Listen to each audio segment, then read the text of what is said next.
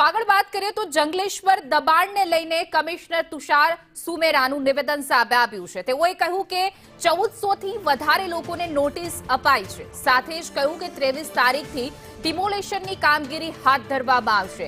નંદી કાંઠા પર આવેલા મકાનો તોડી પડાશે। ટીપી રોડ પરના ગેરકાયદે બાંધકામ દૂર કરવામાં આવશે। 7 ઝોનમાં કામગીરી હાથ ધરવામાં આવશે। તો રાજકોટના જંગલેશ્વર વિસ્તારનો જે વિવાદ છે એ વકરી રહ્યો છે અને હવે કાઉન્ટડાઉન શરૂ થઈ ગયું છે। સોમવારના દિવસે ડિમોલેશન હાથ ધરવામાં આવશે। 1400 થી પણ વધારે લોકોને નોટિસ આપવામાં આવી છે અને 23 તારીખે ડિમોલેશનની કામગીરી હાથ ધરવામાં આવશે। તમામ તૈયારીઓ થઈ ગઈ છે।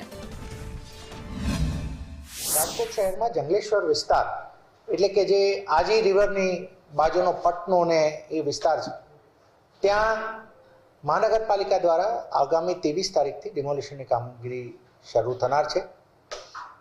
મેઇનલી ત્યાં અમારો એક ટાઉન પ્લાનિંગનો રોડ છે, જે રોડ આખા જંગલેશ્વર વિસ્તારને કનેક્ટ કરે છે બહાર।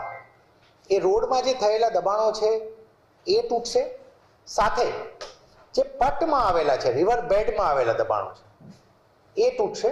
1400 થી વધારે આસામીઓના આ મકાનો દબાણો થાય છે અને અમે આ સિન્સ સ્કેલ ઇઝ બિગ, કેમ કે આખો રોડ પણ સ્પ્રેડ છે આખા વિસ્તારમાં અને એ બધું, તો 7 અલગ અલગ પ્રકારના અમે ઝોન સેક્ટર બનાવી અને 7 ટીમો ડિપ્લોય કરી છે। જે 7 ટીમો ક્લાસ 1 ઓફિસર